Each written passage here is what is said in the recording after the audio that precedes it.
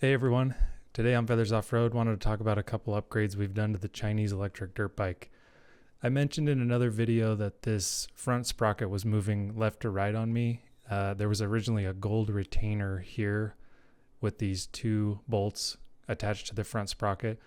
The teeth on it I suspected had snapped off. Now that I have the OEM Honda replacement, very clearly it should have teeth that fit in those grooves, and then the ring rotates one way and then screws into that sprocket. So I bought two of these OEM Honda ones just in case, but that is holding it in position perfectly. So now I got to decide what I want to do with this cover plate that was on here. The original cover plate's aluminum and the chain acted like a saw, and you can see here how it wore through both top and bottom. It also wasn't clear to me that there was an issue with the sprocket moving because I couldn't see anything. It wasn't until we actually heard a sound that we knew something was wrong. So I took this original one to the 3D printer and tried to decide if I could come up with something a little bit different. I've gone through a couple iterations. Here's kind of the final two. There were some other ones that weren't as stable.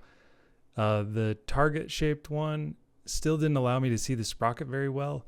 The far right one seems super exposed, but I'll show you here on the KTM. It's pretty wide open as well. In fact, it really only covers the top part of the sprocket, and easily you can tell this sprocket is pretty worn down. It'd be easy to do maintenance on this sprocket, and so I'm leaning towards the very right design. The target one was actually pretty strong, but I think I'd rather have the ability to see visually what's going on in the sprocket. So this is the one I'm going to end up mounting up. The fit right now is pretty good. I could probably do one more revision. I am clearing the wire harness in the upper left. The fit to the transmission case could be a little bit better, but I think I'm going to go this route for now. Now the bracket's fully installed. These 8mm bolts, top and bottom, are holding it to the case. The fit is good enough for now. The chain doesn't really seem to be hitting anywhere. We're clearing the wiring. This could be better, but I think it's fine for now. Got a tiny bit of throttle applied. Again, chain's not hitting anything. Chain seems to be moving freely. I got really great visual access to the sprocket. I'll be able to know if it's shifting. I can just look down quickly.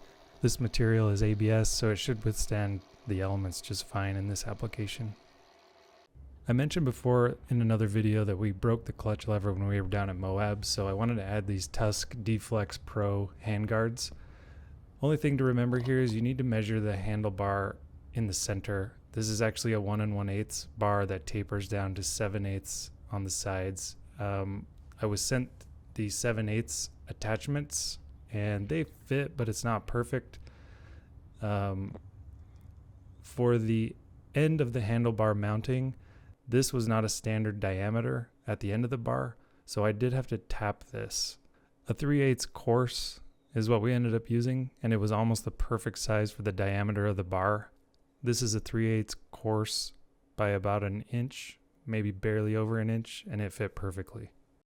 I haven't crashed on these handguards yet, but I did try to bend the bar just a little bit to make it kind of fit a little more square, and I couldn't bend it, so pretty impressed with these so far. Same story on the throttle side. The only thing to watch if you've never done this before is you have to cut away a little bit of the throttle, and when you tighten these down, you don't want the throttle to interfere. The throttle needs to be able to twist freely, so you need to trim as much back as you need to make that happen. Otherwise, everything fit the same. This is the 7/8 handlebar connection, and I should have gotten 1 1/8. I've also addressed the two front flats that we had. We've added a rim lock here up front, and I've got it on another video, the actual install of the rear rim lock, and you can see that pictured here. So front and rear should be taken care of at this point. The final item to fix after Moab was bending the gear shifter straight again, and this was mostly accomplished, but looking forward to getting all these changes out on the trail. So until next time, enjoy the ride.